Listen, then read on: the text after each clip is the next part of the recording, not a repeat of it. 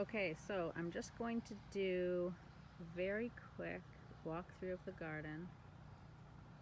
There's a pano of how it's looking. Everything's really big, and I'm just going to try and do it really fast so that it doesn't take us a long time, and we can talk about it later.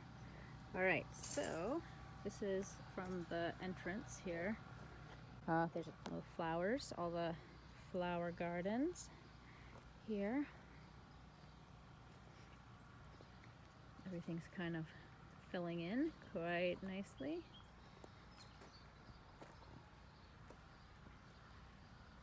There's the artichoke. Ooh. It's really pretty.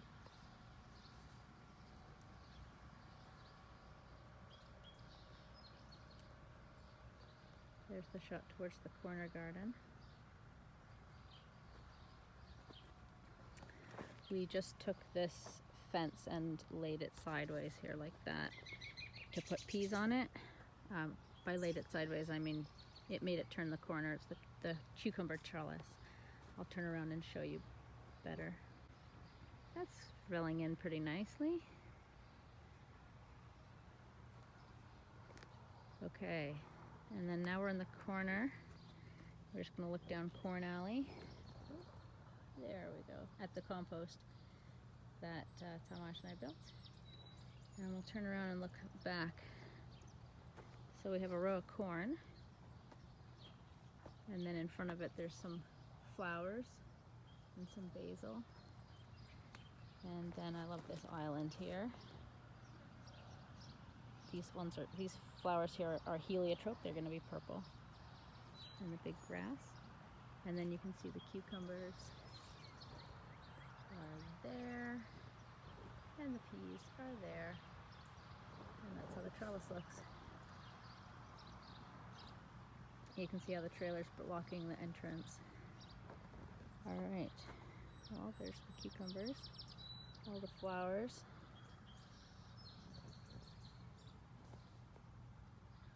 There we go. And the zucchinis. Normal. There's some zucchini flowers, and these actually have been giving so many zucchinis, it's not even funny. I have to take like 10 in every day. 10 zucchinis. How many zucchinis can you eat a day? There's the bergamot and the parsley, and this is the row of peppers here, and there's a few peppers, later planted peppers on this side here. And then these are potatoes, and it's 2 rows of potatoes. One's a shorter row and one's a taller row. I think these ones were small potatoes and those were large potatoes. And then the 2 lines of pots.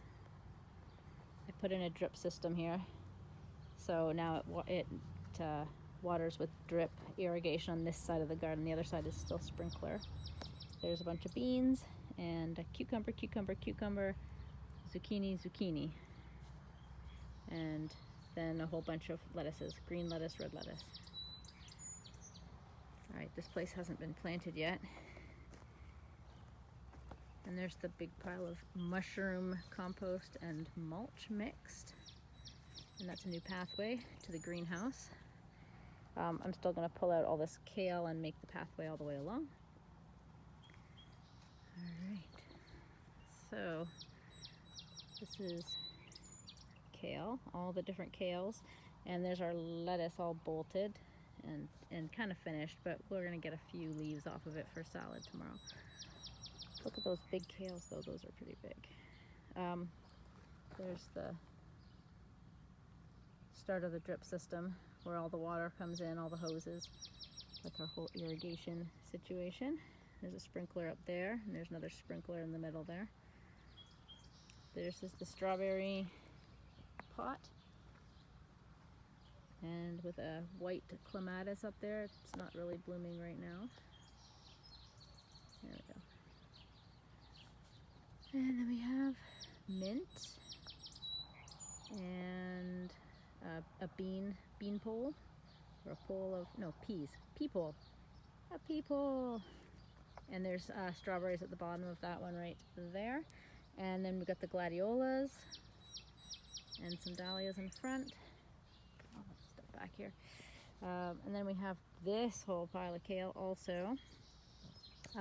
We ripped out some things that were done, the arugula and planted dahlias. They're all yellow. Those are the ones I saved seeds from the other property and brought them and then planted the seeds and still got dahlias. And then we have the assortment of pots here. And there's a giant new ugly trellis in the garden. That's for the tomatoes. We kind of panicked. There's some more zucchinis. And then there's the tomatoes. And so they're mostly bush tomatoes up until where the trellis starts. And then those guys are indeterminate tomatoes, so they're going to keep growing and hopefully go all the way up. And they're not even finished. I struggled with them the last few days. They're super, super big and crazy, and they were all over the ground. It was awful. There's the row of dahlias that are being taken over by the tomatoes. There's no pathway there anymore. And then there's the herb garden. There we go. And those guys here are sunflowers that don't have their heads yet, but they're getting really close. Look at that.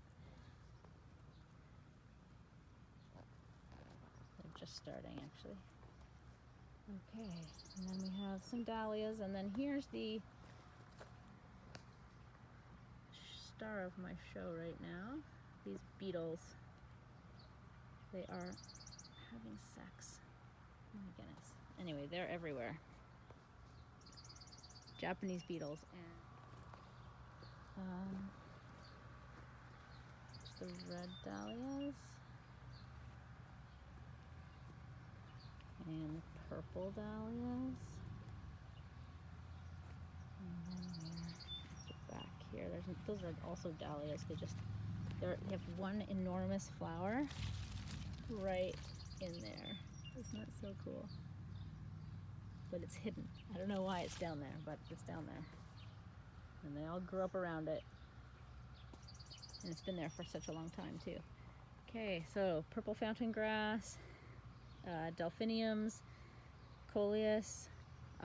Up and down the thing I have morning glory, up and down the fence. There's the tree in the back, the redbud tree. There's the purple elderberry right there. There's the sedum right there. And down on the ground is the speedwell.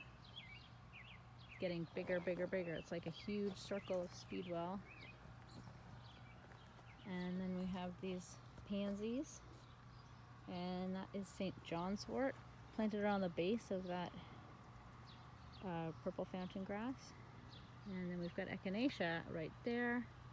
And then all up here is all morning glory. And they mostly just came up. They're like everywhere in this garden.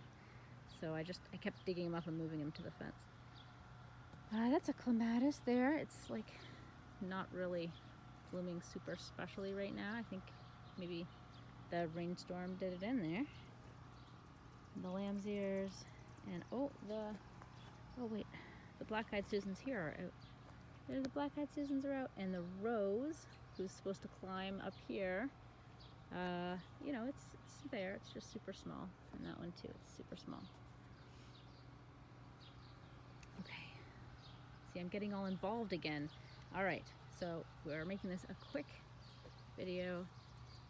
So here's us walking out of the garden.